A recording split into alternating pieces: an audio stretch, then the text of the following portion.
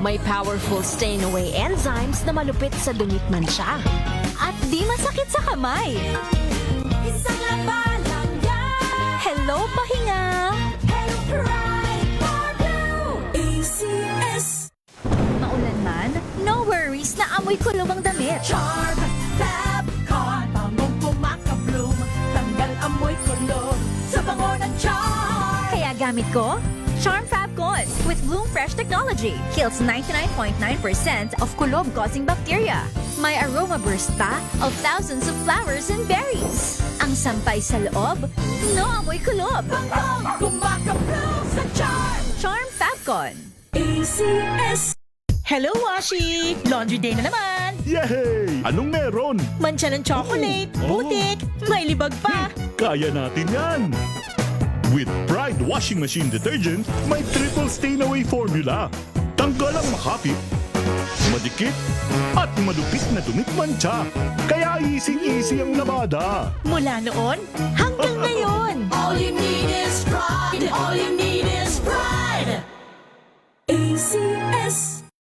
Tinesting, sinuri, siniyasan. Ang resulta? Super effective ang Shield sa pagpatay ng bakterya at virus. Shield Antibacterial Soap. Believe ang mga eksperto sa Philippine Nurses Association. At si Mami, Tiwala ako sa Shield. Shield Antibacterial Soap. Napatunayang mabisa. Ang mga nurse, tiwala. ACS. Tanggaling-galing mo! Smart dishwashing paste ko! Pritong ulam na masebo, plato ng kaldero. Tanggaling for everyday. Ganyan, pag smart ang dishwashing paste, may double tanggaling formula. Tanggal ang sebo, tanggal ang bakterya. Pahit para walang bahid. Linis fantastic sa metal at plastic. Number one ko to. Tanggaling-galing mo! Smart dishwashing paste. ACS. May nagbago. May arte.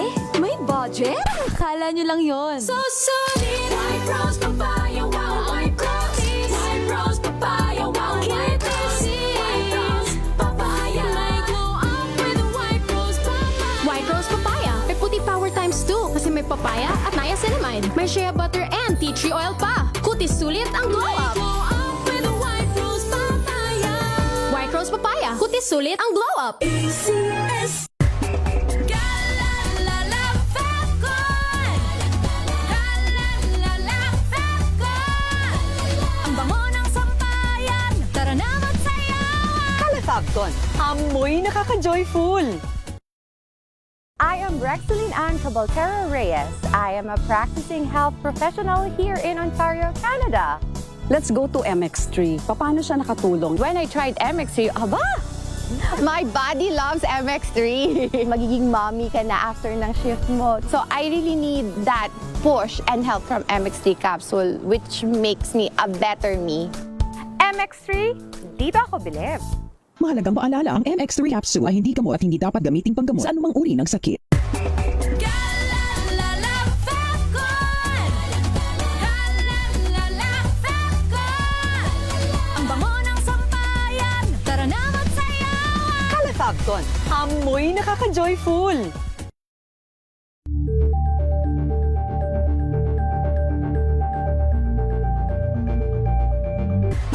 Galalala Fabcon.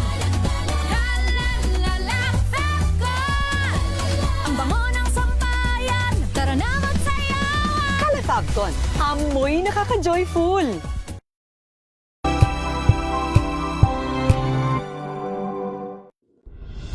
Tuloy-tuloy ang pagtulong, tuloy-tuloy ang pagseserbisyo, at tuloy-tuloy ang balitaan kasama si May Binauhan sa Operation Tulong mula Lunes hanggang Biyernes.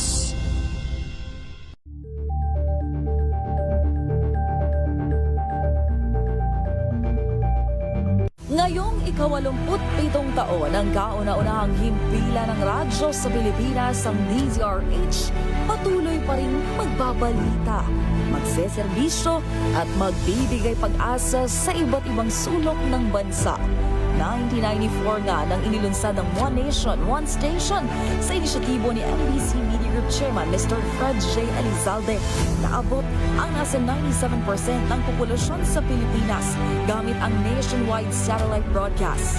Patunay ang 20 relay stations mula Luzon, Visayas at Mindanao sa patuloy na dedikasyon ng DZRH sa loob ng maraming dekada.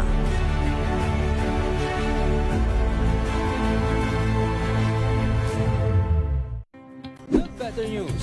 Una sa Pilipinas, una sa Pilipinas. NBS, trending and viral show nakahandang Sa ating balitan mga kaibigan sa Rapido Hotline. Public Service Hour. Siyempre pa, una sa Pilipinas. Una Ayan ang kabuhanan din pala tuntunan ng break time. Sabay niyo na po ang mga balita at talakayan sa Balansyado. Maraming If I get impeached, then that is my end. Tumutok sa pinaka-importanteng paglilitis ng impeachment court ngayong taon. The Impeachment Trial of Vice President Sara Duterte. At DZRH Special Coverage.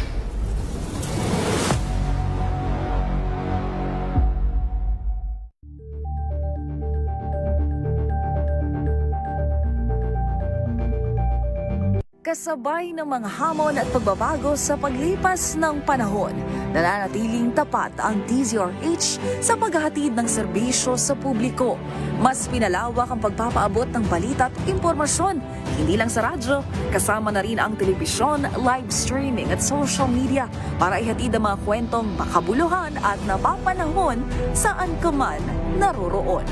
Mula noon hanggang ngayon, mananatiling kaagapay mo ang DZRH, naninindigan sa paghahatid ng katotohanan at sa paglaban sa patuloy na pagkalat ng disinformasyon at sa pagyakap sa makabagong teknolohiya at sa patuloy na pagsulat ng kasaysayan, mananatiling kasama mo ang DZRH saan ka man sa mundo.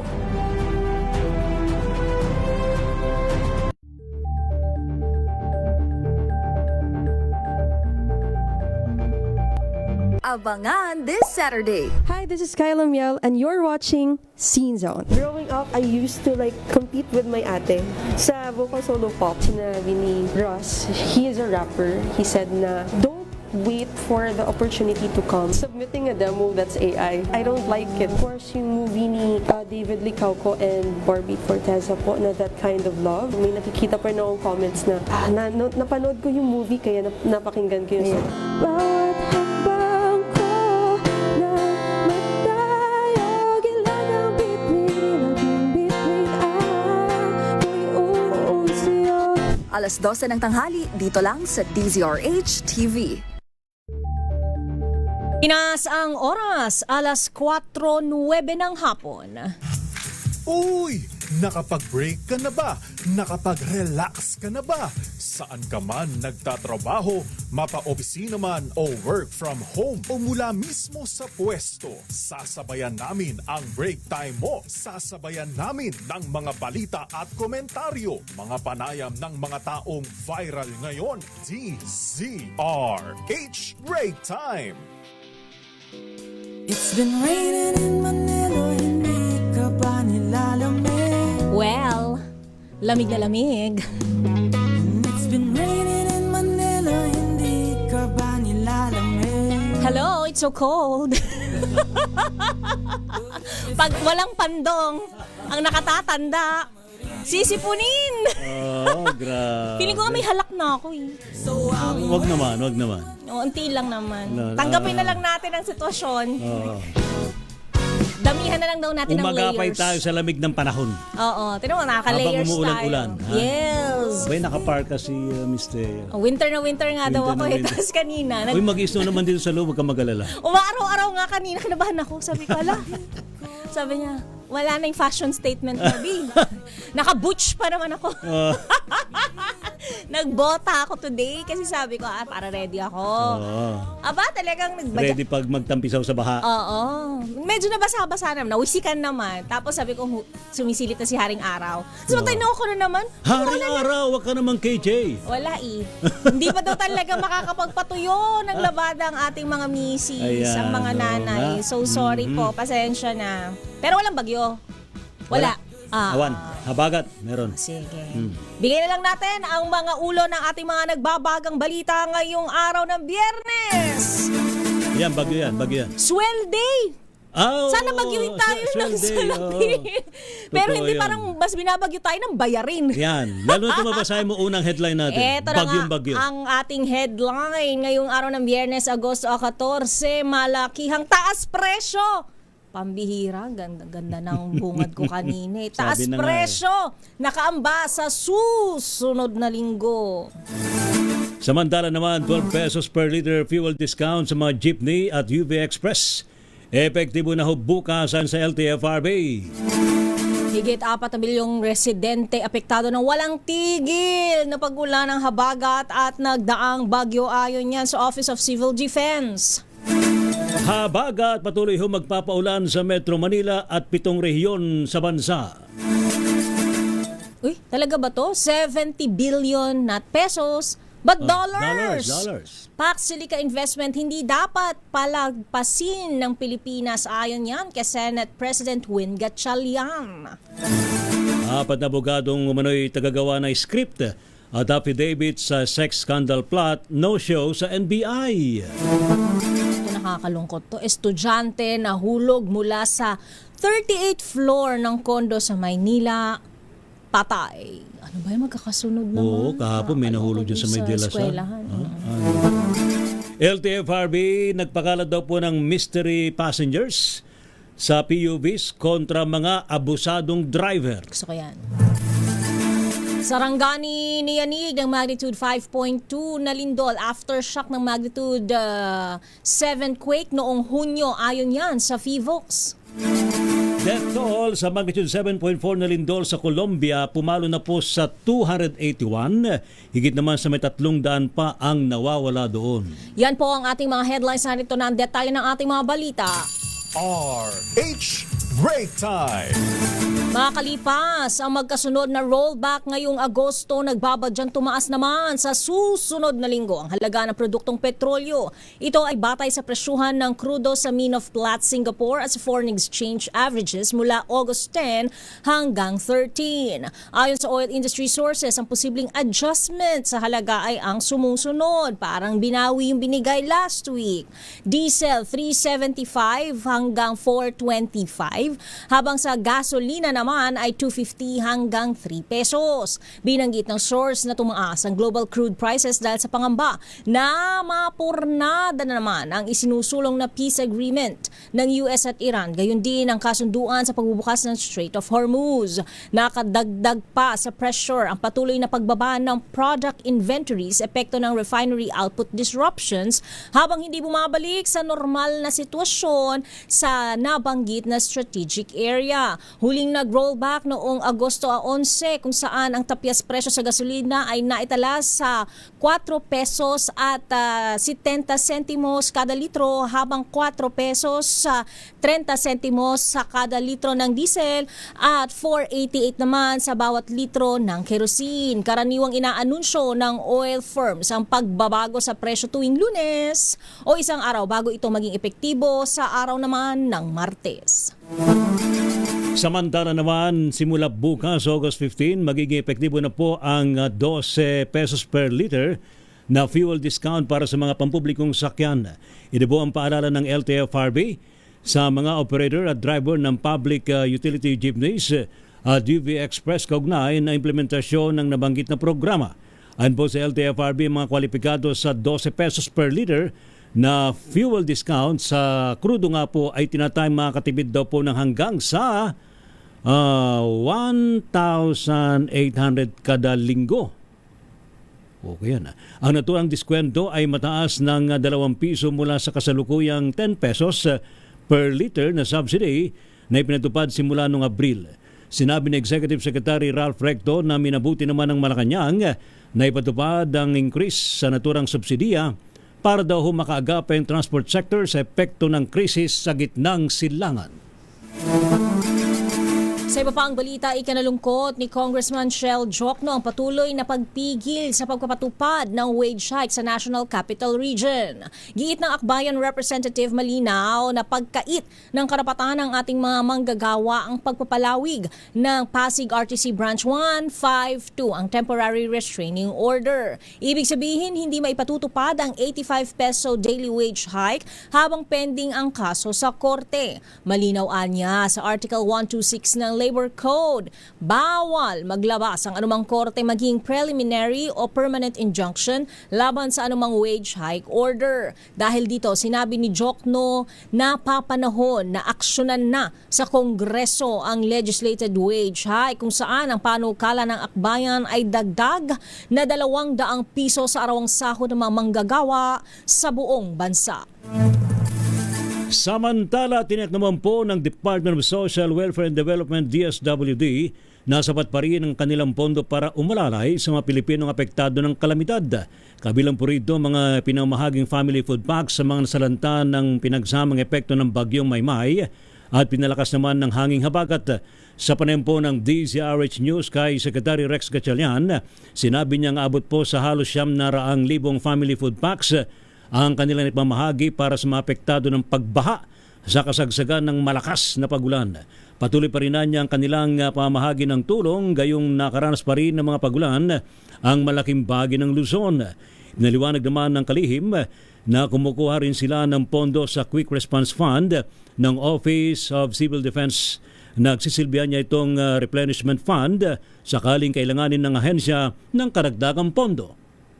Kung matatanda natin, yung Quick Response Fund ng pamahalaan, wala sa DSWD yun, pero doon kami kumukuha. Kumbaga parang replenishment fund yun eh. Nasa Office of Civil Defense yun, pero pagka may kailangan na kami, pwede nila kami kasinahan. Malaki pa yun. Kaya huwag tayo mag-alala sa mga huwag naman sana.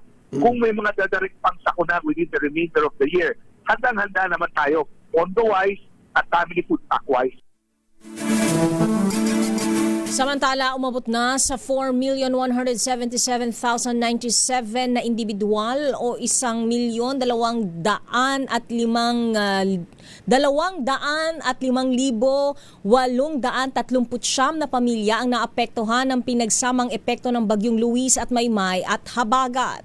Batay sa pinakahuling datos ng Office of Civil Defense, kabilang sa mga apektadong lugar ang Ilocos Region, Cagayan Valley, Central Luzon, Bicol, Western Visayas, Zamboanga Peninsula, Calabarzon, Cordillera Administrative Region, Metro Manila at Mimaropa. Sa kabuuan, 51,912 na katao o 14,511 families ang kasalukuyang nasa 523 evacuation centers.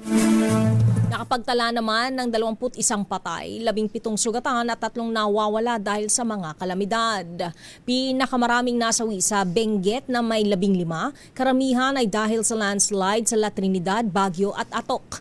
3 naman ang namatay sa Rizal at 3 rin sa Batangas dahil sa pagkalunod, electrocution at landslide. Ang 3 nawawala ay mula sa Alaminos, Pangasinan, Batangas City at Candelaria, Quezon. Samantala, 1,428 bahay ang napinsala kung saan 1,317 ang bahagyang nasira at 111 ang tuluyang nawasak. Tinatayang umabot sa 2.64 billion pesos ang pinsala sa infrastruktura at 347.3 million pesos naman sa agrikultura. Sa ngayon, nakapagbigay na ang pamahalaan ng 495.4 million pesos na halaga ng ayuda sa mga apektadong komunidad.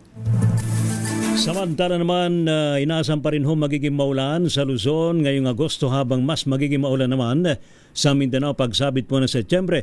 Ayon po sa pagtayo ng Pag-asa, pagsabit daw po ng Oktubre hanggang Nobyembre, konti na lamang ang mga pagulan. Inaasahan din ng dry spell sa malaking bahagi ng Luzon, pagsabit naman ng buwan ng Nobyembre. Bukod po dito ay posible ring mas maging mainit kaysa sa pangkaraniwang temperatura ang panahon sa bansa sa mga susunod na buwan. Sa kabila po nito ay sinabi ng Pag-asa na posible pa rin na may 7 hanggang 11 bagyo ang papasok sa bansa hanggang sa January 2027. Samantala, patuloy ang pagtaas ng level ng tubig sa Angat Dam matapos ang ilang araw na tuloy-tuloy na pag-ulan. Batay sa datos ng Pag-asa, umakyat na sa 180.10 meters ang water level ng dam nitong Biyernes ng umaga, Agosto 14, katumbas ng minimum operating level nito. Mas mataas ito ng halos 2 metro kumpara sa 178.79 meters na naitala nitong Huwebes. Sa kabuuan, nadagdagan ng 24 meters ang water level sa dam mula sa 155.41 meters noong Agosto 1 na mas mababa pa sa critical level nito.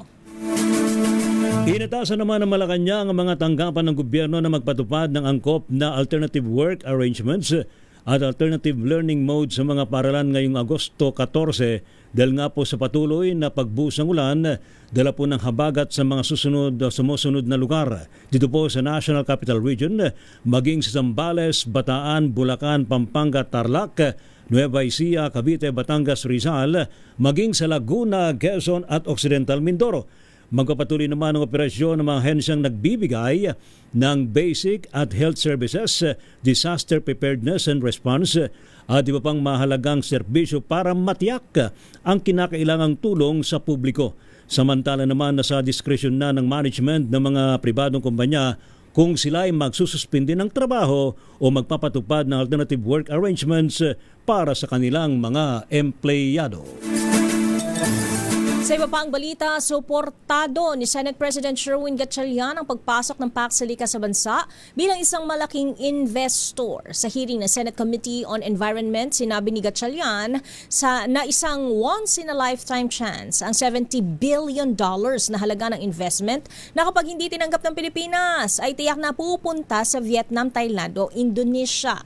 Dagdag pa ng senador, bukod sa mga trabahong mabubuksan nito, maaari ring pumalit ang PAC Silica sa industriya ng BPO na pinangangambahang ma-wipe out dahil sa artificial intelligence o AI. Gayunpaman, aminado si Gatchalian na kailangang tugunan ang mga pangamba sa proyekto tulad ng pagsundo o pagsunod sa saligang batas, kulang na supply ng tubig at kuryente at ang panganib na ma-display sa mga katutubo sa Pampanga at Tarlac. Narito ang bahagi ng pahayag ng Senate President na si Gatchalian.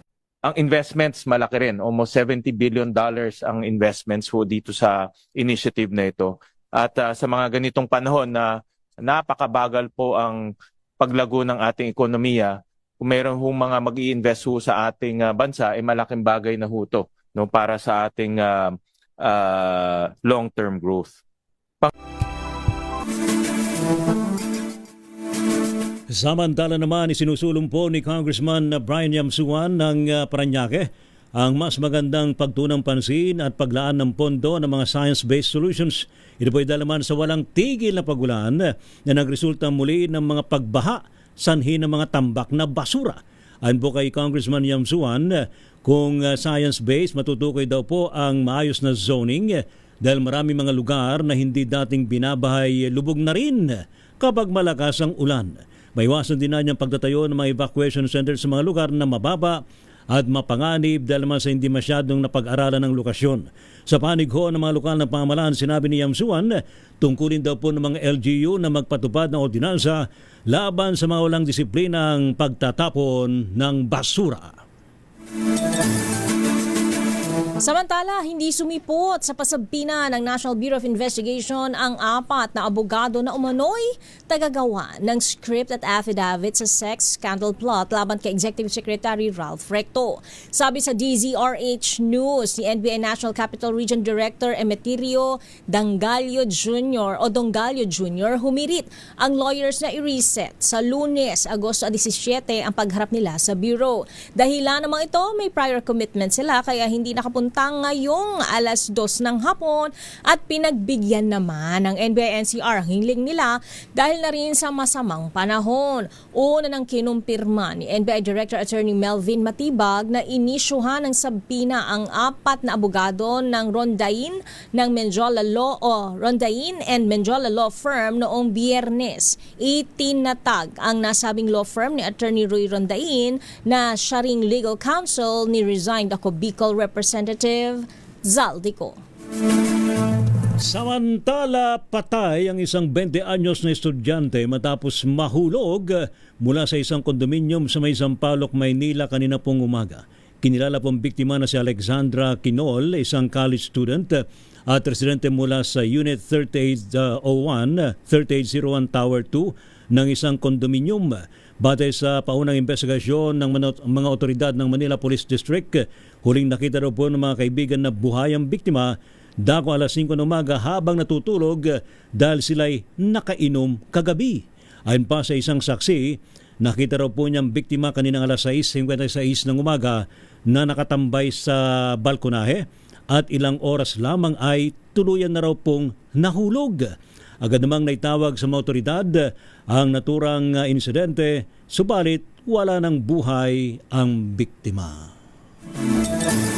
Kahapon, babae rin yung estudyante na nahulog pero sa Lasal. ano ba naman yan, no? Yes, magkakasunod, nakakalungkot. Commercial muna tayo kung gano'n. Yan po muna ang paalala mula sa ating mga kaibigan. Babalikan pa natin yung pang detalye ng ating mga nagbabagang balita. Ang LTFRB nagpakalat ng mystery passenger sa PUVs kontra sa mga abusadong driver. You know what? Gusto ko yung mga ganyang proyekto. Para nakikita mo yung presensya nila. Pwede ba mag-volunteer si Miss Thea? Uy, sige ba? Oo. Magpakomment ako, di ba? Titingnan natin kung talagang di primera. Magkano ba ang allowance per day?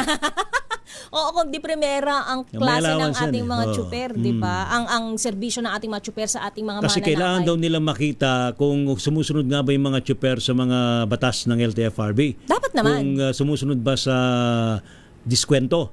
Oo, at di ba? saka yung mga sasakyan na dilapidated na hindi inaasikaso. Oo, yung hindi na maayos yung takbo. Oo, tapos baka yung tapos nag-aano ng bubuga ng itim na usok. Oo, baka yung driver ipatok. Yan, ako isa pa yan. 'Di ba? Kaya walang lisensya. Driving without license. O kaya nakasando lang. Walang uniform. No. Correct. So, dapat yan talaga. Hindi na dapat maayos dahil nga professional drivers. From the term professional. So, dapat professional grooving mga driver. Correct. Mabango. Dapat pag umaharap tayo sa ating mga mananakay bilang mga customer natin yan, tayo presko din. Diba? Tawag to? Presentable. Tama. Sarangani niyanig ng magnitude 5.2 na lindol. Ito'y aftershock ng magnitude 7 na lindol noong June 8. Nako. At ito nga, death toll naman sa magnitude 7.4 na lindol sa Colombia. Pumalo na sa 281.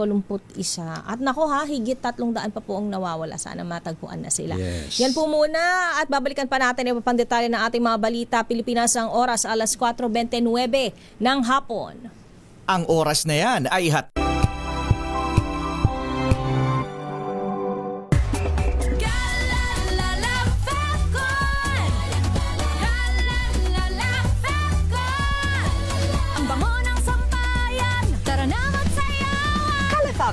amoy nakaka-joyful. Sa puso ng kalikasan, natatangi ang prutas ng mangosteen. Ito ay nagtataglay ng antioxidant compounds na alpha, beta at gamma mangosteen. Ang MX3 capsule ay isang food supplement na gawa sa natural na mangosteen. Ito ay tested and proven to help avoid knee joint pain discomfort para iwas-iwas sa sakit with long-term supplementation 2 capsules daily. MX3 capsule. Tunay, natural at original. Mahalagang paalala, ang MX3 capsule ay hindi gamot at hindi dapat gamiting panggamot sa anumang uri ng sakit.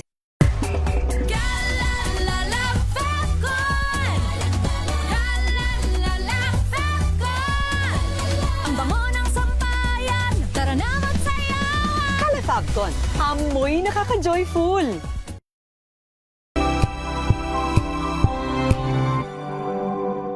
Hello, Washi! Laundry day na naman! Yay! Anong meron? Mancha ng chocolate, putik, may libag pa! Kaya natin yan! With Pride Washing Machine Detergent, may triple stain-away formula. Tanggal ang makapit, madikit, at malupit na tumitmantsa. Kaya easy-easy ang labada. Mula noon hanggang ngayon! All you need is pride! All you need is pride! ACS! Maulan man, no worries na amoy kulob ang damit. Charm Fab Con, bangong kumaka-bloom, tanggal amoy kulob sa bango ng Charm. Kaya gamit ko, Charm Fab Con with with Bloom Fresh technology. Kills 99.9% of kulob-causing bacteria. May aroma burst pa of thousands of flowers and berries. Ang sampay sa loob, no amoy kulob. Kumakablog sa Charm! Charm Fabcon. ACS. Sa lahat ng bagay, simula pa lang, siguraduhing max protection na. Kasi pag kulang ang proteksyon, baka madaling masira. Sa ngipin, dapat may max protection din. Max Alaga ng Unique Toothpaste. With Max Protect Formula, helps stop cavities before they start, while keeping breath fresh. Try Unique Maximum Fluoride Protection. Para Max Alaga, Max Protektado. ACS.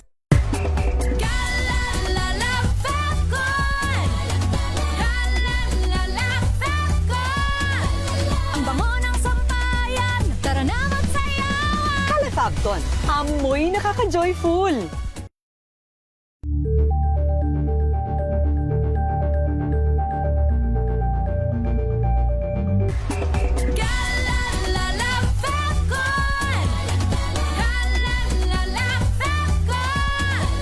Ang bango ng sampayan, tara na magsayawan! Kala Fabcon, amoy nakaka-joyful!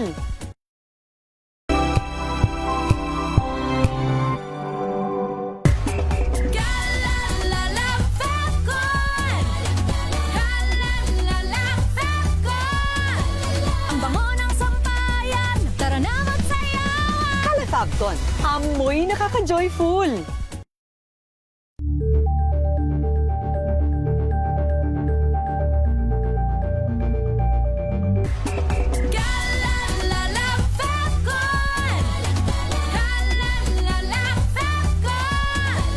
Ang bango ng sampayan, tara na magsayawan! Kala Fabcon, amoy nakaka-joyful!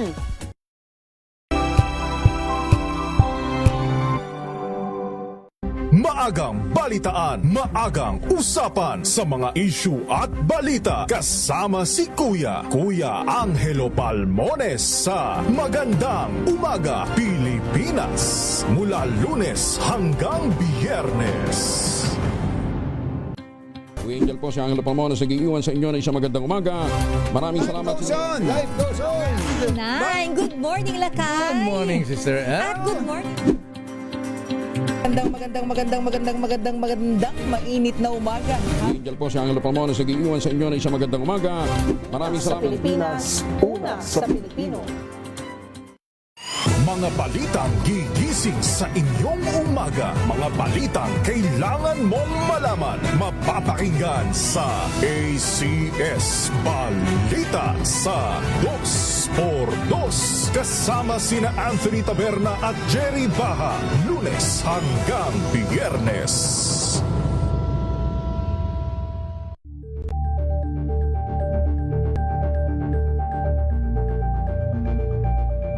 Alamin ang mga maiinit na isyung pambayan, mga balitang kailangan mong malaman, usapin sa pamahalaan, politika, ekonomiya at kabuhayan. Ito ang mga dapat mong malaman, pakialaman at pag-uusapan dahil kayo ang tinig ng mamamayan dito sa Damdaming Bayan. Live sa DZRH Radio, DZRH TV at DZRH Digital. Kasama sina Lakay, Deo Macalma at Elaine Apit. Araw-araw, Lunes hanggang Biyernes. Damdaming Bayan. Better News. Una sa Pilipinas, una sa Pilipinas. NBS, trending and battle show. Nakahandang Sa ating balitan mga kaibigan sa Rapido Hataw Balita. Public Service Hour. Siyempre pa, una sa Pilipinas. Yan ang kabuhanan din palatuntunan ng break time. Sabay niyo na po ang mga balita at talakayan sa Balansyado. Maraming salamat.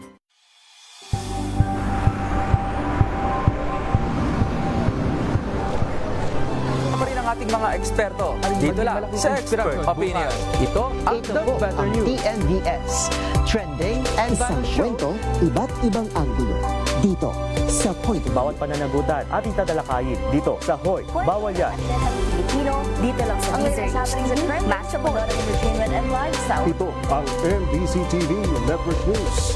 Una sa Pilipinas, una sa Pilipino.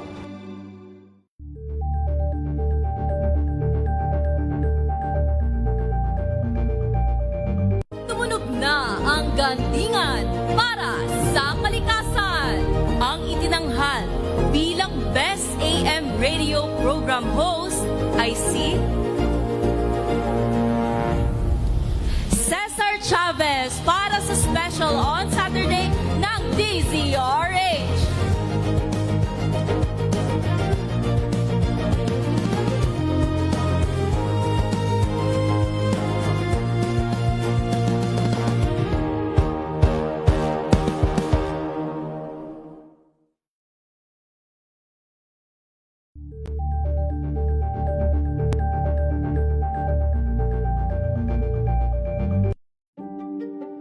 Buklatin ang mga pahina. Pakinggan ang boses ng lipunan. Tunghayan ang mga issue mula sa ibang katayuan. Nakakalungkot kasi deserve ba namin ng ganito? Na hindi nila alam kung ano talaga yung kanilang mga karapatan. Yung gobyerno, tinulungan nila yung kanilang magsasaka. Pinapatahimik tayong lahat using various laws. Through education, kayang-kaya nating baguhin yung ganitong klaseng pag-iisip. Isang kwento, iba't ibang anggulo. Dito, sa Point of View.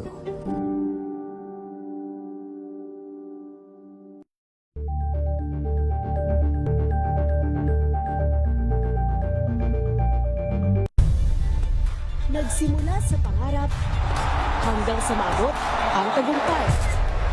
Iba't ibang kwento, iba't ibang mukha ng atletang Pilipino. Mas pinatindi, mas pinalakas, at mas pinaaksyon sa Match Point tuwing Sabado, 12:30 ng tanghali sa DZRH TV. Angel po si Angelo Palmona sa giiwan sa inyo na isang magandang umaga. Maraming salamat. Life goes on! Nine, good morning, Lakay! Good morning, Sister Ann. At good morning. Magandang Pilipinas ang oras, alas 4:38 ng hapon. RH Break Time! At hindi na tayo magpapatumpik pa dahil simula ng araw na ito ay nararamdaman na natin ang lamig ng Kapaskuhan. Oo, diba? Nagpaparamdam na, pasilip-silip na si Jose Marician. Agosto pa lang. Nagagarbo. 2 month pa lang, Pasko na. Oo, syempre kailangan mas tabunan natin ng positive ang mga negative vibes, diba? Correct. Dapat lagi tayong positive in life. Kaya nga naman, para masaya ang mga ating mga tagapakinig, ang mga taga-subaybay, ang mga nakatutok sa atin, narito na ang ating Kring Kring Panalo promo! Makinig maigi! Ito na ang chance mo na manalo ng instant 500 pesos kapag narinig mo na ang mahiwagang Kring Kring. Tignan mo na ang iyong cellphone, baka ikaw na ang susunod naming winner sa Kring Kring Panalo Malakas sa telepono. Para sumali, bisitahin ang Facebook page ng DZRH, fill up pa ng Google Sheet na nakapin sa DZRH FB page at hintayin ang aming tawag sa telepono. Kring-kring na! Ang ganda ng pangalan ng winner natin. Anong pangalan ng ating winner? Hindi siya absent, pero pwede siyang malate. Malate? Wag naman, baka malate din yung dating. Ha? Hindi ha, it's better late than never nga di ba? Magandang araw sa iyo, pero ate. Pero siya rin ay siya yung talagang kumukuti-kutitap sa gabi. Oo, sa tapos nasa Pasig pa, di ba? Yeah. Taga Pasig, pero nakutitap din siya sa Maynila. Oo. Sana naintindihan tayo kay daran kaya natin si Ate Erlinda. Magandang hapon sa iyo, Ate Erlinda. Magandang hapon din po. Nagets mo naman bakit ka malate? Malate kasi ang ganda ng last name niya, Malate. Taga saan ang mga taga Malate? Pero ba't nasa Pasig taga Malate ko? Oo nga, dapat nasa Malate kayo. I'm confused na. Dito po kasi nagtatrabaho asawa ko. Ganon. Bulacan ang mga taga Bulacan. Taga Bulacan pala. Saan sa Bulacan? Ano sa Del Monte, Bulacan po. Nabaha ba doon sa lugar na yon? Hindi naman. Hindi naman po sa amin. Ay, dyan po kayo sa Pasig. Taga saan kayo dyan sa Pasig? Sa San Miguel po. Nabaha ba dyan sa San Miguel? Hindi naman po. Ng alak daw. Sorry na, last ko na yun for today. Malamig lang. Pagbigyan na ho ninyo si Miss Thea, Biyernes naman. Minsan lang. Oo. Pero ito na talaga ang ating mahiwagang katanungan, Ate Erlinda. Ano ang himpilan ng radyo na number 1 hindi lang sa puso ni Ate Erlinda ng mga taga-Malate, ng taga-Pasig, ng SJDM at San Miguel, pero number 1 sa buong Pilipinas, Metro and Mega Manila, at kauna-unahang himpilan ng radyo sa Pilipinas? Anong himpilan ito? DCRH. Yun! Ang dami kong vitamins today. Dami ko daw sinasabi, sabi ni Nina Pearl. Congratulations! Congrats, Ma'am Erlinda. Bibigyan ka ng instructions Malate ni Nina Pearl kung paano mo makiklaim ang iyong 500 piso. Congrats, ate! At dumako na tayo sa ating mga reports. Papasukin na natin. Standby Raymond, Milky, Edniel. Punta muna tayo dito sa Malacanang dahil ang Pilipinas patuloy na nakikipag-negosasyon para sa joint oil and gas exploration ayon kay Pangulong BBM. Sana matuloy na, no? Hindi puro plano yung pakikipagnegosasyon. Parang ang dami ng administrasyon ang nakipagnegosasyon, pero sana this time matuloy At na. sana kung matuloy man, bumaba naman ang presyo ng petrolyo sa Pilipinas. Dapat ang goal, 'di ba? So wag na lang puro negosasyon, dapat execution na. I-detail mo ang balitang yan. RH14 Leth Narciso, Miss Leth. Ms. Ayala, kay Ray kinumpirma ni Pangulong Ferdinand Marcos Jr. na tuloy-tuloy ang negosasyon para sa terms of reference ng panukalang joint and gas exploration para makatulong sa energy supply ng bansa. Sa presidential luncheon ng FOCAP, sinabi ng Pangulo na kailangang humanap ng paraan ng pamahalaan para maging handa ang bansa sakali maulit ang nararanasan ngayong oil crisis dahil sa kaguluhan sa Middle East. Ayon kay Pangulong Marcos, hindi naman lingid sa lahat na naging pahirapan ang supply ng produktong petrolyo, na tumaas pa ang presyo at matindi ang naging epekto sa pamumuhay ng mga tao at sa ekonomiya. Sabi ng Pangulo, nakikita niya namang matutuloy ang joint oil and gas exploration sa hinaharap, pero hindi niya daw masasabi kung kailan dahil depende ito sa pag-uusap ng lahat ng partido. Una rito, tiniyak ng Department of Foreign Affairs ng anumang posibleng joint oil and gas exploration ng Pilipinas sa China o sa sinumang bansa ay mahigpit na susunod sa konstitusyon at mga umiiral na batas. Ito si Leth Narciso para sa DZRH. Una sa Pilipinas, una sa Pilipino. Thank you. Maraming salamat, Ms. Leth Narciso. Samantala naman, supply ng tubig sa itatayong Pac Silica, abay kukunin daw po sa dagat. Ayon po yan sa BCDA. Ating alamin sa report ni RH28, Lakay Raymond at Paz. Lakay Raymond. Ray, Mr. Ginawi ng pamunuan ng Basis Conversion Development Authority o BCDA ang pangamba na maapektuhan ang supply ng tubig sa Central Luzon kapag matuloy ng pagpasok ng Pac Silica sa bansa. Sa hearing ng Senate Committee on Environment, tinanong ni Senator Rafi Tulfo bilang chairman ng komite kung saan kukuha ng supply ng tubig at kung ikinonsidera ang water desalination o pagkuha ng tubig sa dagat. Sabi ni BCDA President and CEO Joshua Dingkang, lumagda na sila ng kasunduan sa Subic dahil sila ang may dagat at doon kukuha ng tubig para daanin ang linya sa SCTEX. Sabi ni Dingkang, nung una ay duda siya dahil 70 kilometers ang layo ng Clark sa Subic. Ngunit wala mo itong problema dahil ang kumpanyang gagawa nito ay dihasa na sa paggawa ng water desalination sa Middle East kahit 600 kilometers ang layo. Marami ang nangangamba na kapag matuloy ang Pac Silica sa Pampanga at Tarlac ay maapektuhan ang supply ng tubig sa rehiyon. Narito si BCDA Chairman and CEO Joshua Dingkang. Kasi po itong mga industries na to, sinasabihan kami na mas mataas pa ho ang standard ng quality ng tubig nila kaysa sa drinking water dahil po mga silicone wafer po ang po-produce dito.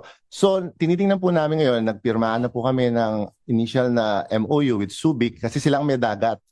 Ang kagandahan po ng pareho kaming government agency at connected kami ng SCTEX. So may proposal sila ngayon po na ipadaan yung mga tubo sa SCTEX. So wala na pong problema sa right of way dahil nasa loob na siya ng SCTEX. So yun po, no? Noong una sabi ko, pwede ba yan? Kasi parang 70 kilometers po ang agwat ng Subic sa Clark. Pero ito pong tumitingin ngayon ay gumagawa ng desalination na 500, 600 kilometers. Ang layo, no? Sa Middle East po to, itong kumpanya na to, no po, na inaaral. So sabi nila, walang problema yan kasi sa bansa nila, 600 kilometers pa ang layo na pinapump nila ang clean water na treated water sa capital nila mula sa dagat. Ito si RH20, Raymond Advance para sa DCRH, una sa Pilipinas, una sa Pilipino. Maraming salamat kay Raymond. Samantala, gag order baka maging dahilan ng pagkalat ng fake news sa ongoing impeachment trial. I-detalye mo balitang yan, RH12, Milky Garan. Manang Milky! Kaya at Ray, pinangangambahan ng posibleng restrictions na itatakda ng Senate Impeachment Court ay maging daan sa pagkalat ng fake news, disinformation at misinformation. Ang House Prosecutor Terry Ridon, kinikilala ng House Prosecution Team ang kapangyarihan ng Senate Impeachment Court na magtakda ng mga regulasyon. Pero hindi niya dapat pagkaitan ng impormasyon ng publiko sa usapin na may pambansang interes. Paliwanag ni Ridon, ang regular press con at media briefings ng prosecution, lalo na pagkatapos ng impeachment trial, ay layuning bigyan ng impormasyon ng publiko, lalo na sa mga technical proceedings. Sa panig ni House Trial Spokesman Zia Alonto Adjong, irerespeto at susunod ang prosecution sa magiging direktiba ng Senate Impeachment Court. Gayunman, sinabi ni Adyong ang regulasyon ng Senate Impeachment Court tungkol sa mga public statement at social media ay hindi lamang para sa defense at prosecution na sundin, kundi higit lalo na sa mga senator judges. Paliwanag ni House Prosecutor Joel Chua, kung hindi nila ito may papaliwanag ng maayos sa ating mga kababayan, baka hindi maunawaan kung ano talaga ang nangyayari sa loob ng impeachment court. Sa Lunes ay maglalabas ng guidelines ang Senate Impeachment Court sa public statements at maging sa mga Sokmed posts para sa lahat ng involved sa impeachment trial. Ako si Milky Gunahan nagulat para sa DCRH, una sa Pilipinas, una sa Pilipino. Thank you. Maraming salamat, Milky. Samantala naman, paog si Chief ayaw patinag sa banda ng Chinese Embassy official. Ating alamin sa report ni RH52 Edniel Parosa. Edniel. Ray, hindi patitinag ang otoridad sa law enforcement operations laban sa mga Chinese na nasasakot sa mga paglabag sa kabila ng pampangganti ng kanilang embahada. Sa panayam dito sa Davao City, kinampirma ni Presidential Anti-Organized Crime Commission Executive Director Undersecretary Benjamin Acorda Jr. na nilapitan siya ng hindi na pinangalan ng taga-Chinese Embassy upang bamtaan ang mga Pilipino na nasa China. Sinabi umano ng opisyal na ikinukonsidera ng Beijing ang retaliation kasunod ng pagkakahuli sa mga Chinese nationals na konektado sa substandard at hazardous na mga pagawaan ng bakal gaya ng Sandia Steel Corporation sa Misamis Occidental at ang bagong raid the Davao Mighty Steel Corporation. Pero giniti Acorda ay hindi nila layo ng kahit anong nationality o layong targetin ng kahit anong nationality, kung hindi, maprotektahan lamang ang mga Pilipinas sa mapanganib ng mga produkto o serbisyo. Pakinggan natin ang opisyal.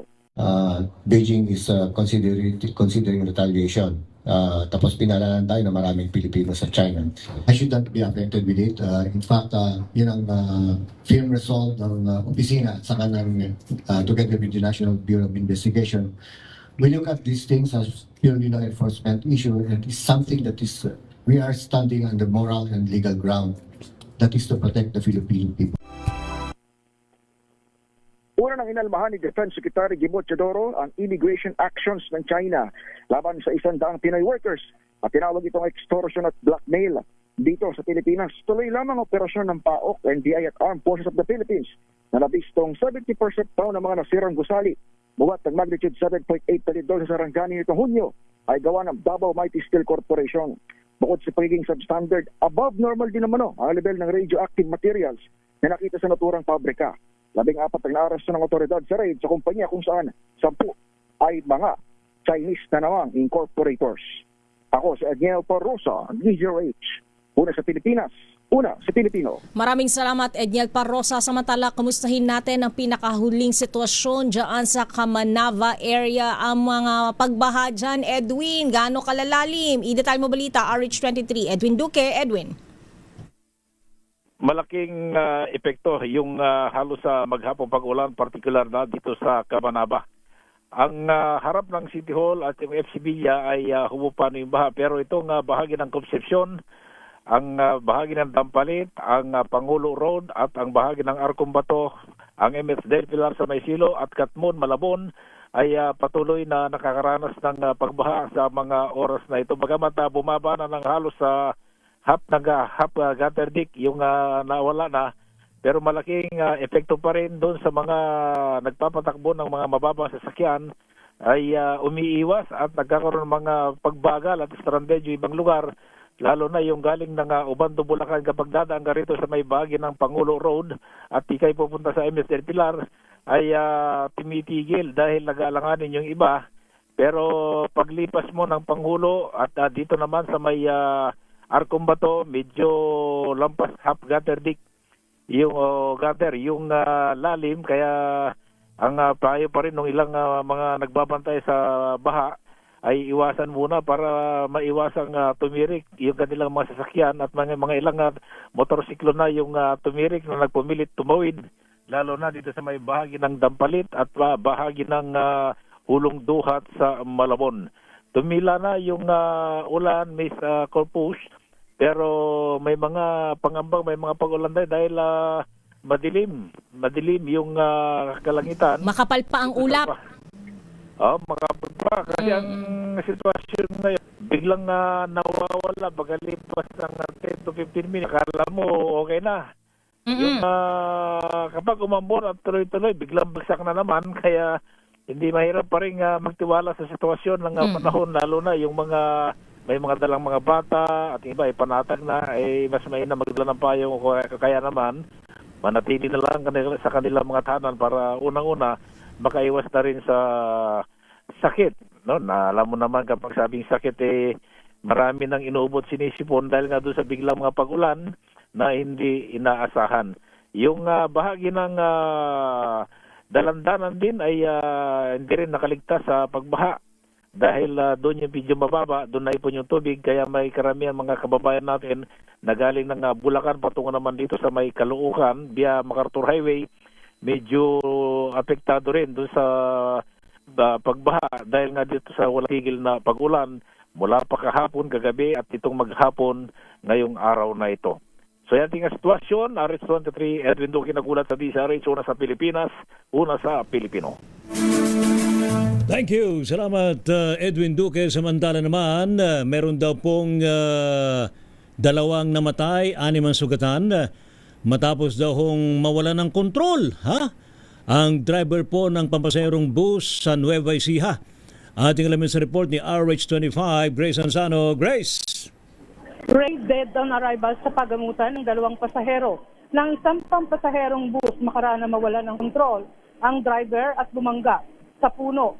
Dumiretso ito sa isang madawag na bukid na may mga puno. Dito nang nangyari ito ngayong ngayong araw ng Biyernes, pasado alas 4 ng madaling araw sa barangay Aglipay, Rizal, Nueva Ecija. Batay sa ulat ng pulisya, 2 sa pasahero ng bus ang nasawi.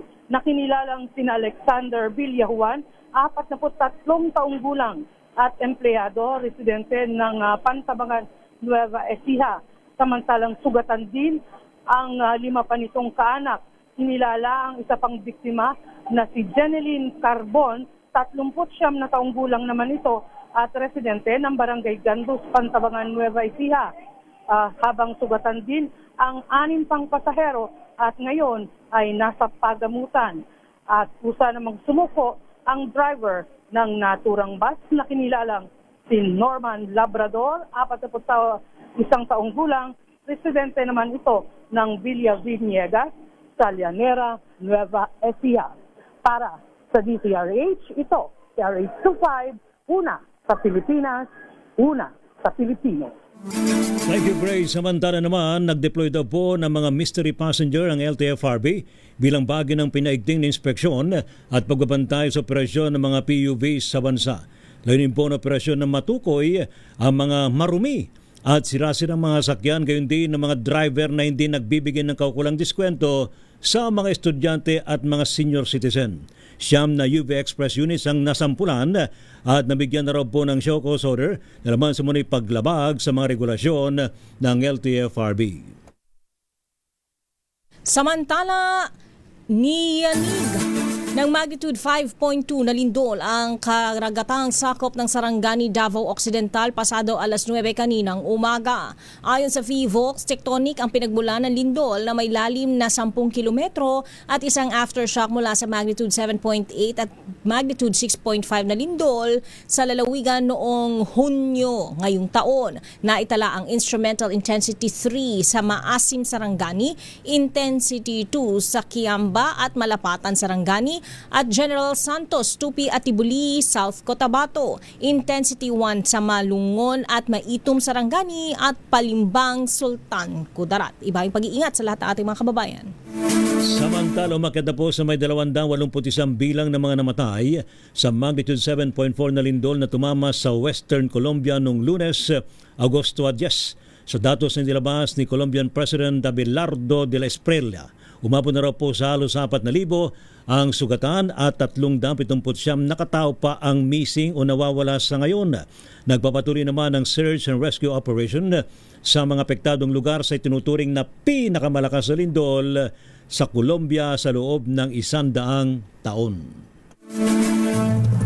Bago tayo dumako sa ating Global Break Time News, batiin muna natin ang belated happy birthday si Miss Beth Vertusio Pagkalinawan. Greetings coming from Batch 1977 of Quezon City High School. At of course, Antonino Manahan and Marisa Manahan and family. Happy listening. Nakakahawa ka, Miss Thea. Abay, dahil biyernes ngayon, abay, alam mo namang si Sir Els Bartolome dumadala.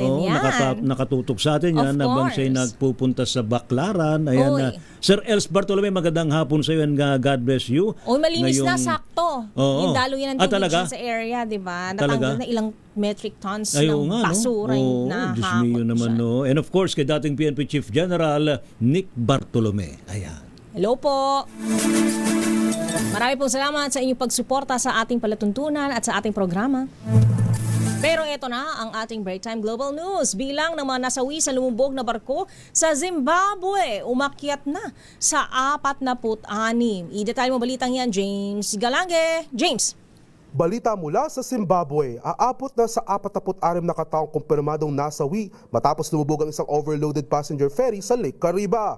Tinatayang nasa mahigit 150 pasaherong sakay ng naturang barko na mangyaring insidente. Halos doble ito ng 90 passenger capacity na kaya lamang ng sasakyan.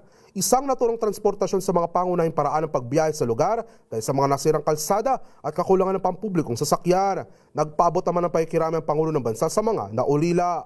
Anya, idilantad ng naturang trahedya mga kukulangan ng bansa sa larangan ng maritime safety at kakayahan na dapat agad nilang tugunan. Ito si James Galange ng DZRH TV.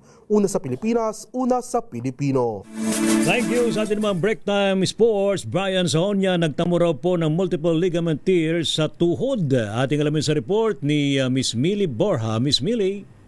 Tila napigilan ang promising rookie season ni Brian Sahonia matapos makumpirmang nagtamo ito ng multiple tears sa ligaments ng kanyang kaliwang tuhod. Kinumpirma ng Titan Ultra na napunit ang anterior cruciate ligament o ACL, medial collateral ligament o MCL at posterior cruciate ligament o PCL ni Sahonia matapos sumailalim sa pagsusuri. Inaasahang sa ilalim sa operasyon ng 26-year-old guard mula San Beda sa mga susunod na araw. Itinuturing si Sahonia bilang isa sa mga sleeper pick ng 2026 PBA draft matapos mapili sa 39th overall pick. Agad siyang napansin dahil sa kanyang magandang laro para sa Giant Risers sa kasalukuyang Governor's Cup. Ngunit nagtapos ng biglaan ang kanyang unang season sa PBA matapos bumigay ang kanyang kaliwang tuhod sa gitna ng isang fast break sa pagkatalo ng Giant Risers kontra sa San Miguel Beermen sa group stage. Bago ang injury, naging mainit din ang pangalan ni Sahonia sa trade talks. Kabilang ang mga usapang posibleng pagkuha sa kanya ng rain or shine kapalit ni Gian Mamuya at ng Blackwater kapalit ni Dolph Panopio. Samantala, matagumpay namang sumailalim sa operasyon sa NLEX import Tequan Jones matapos magtamo ng malubhang injury sa kanang binti. Nangyari ang insidente sa ikatlong quarter ng laban ng NLEX kontra sa TNT sa Inares Center sa Antipolo kung saan nanalo ang Road Warriors at 118-111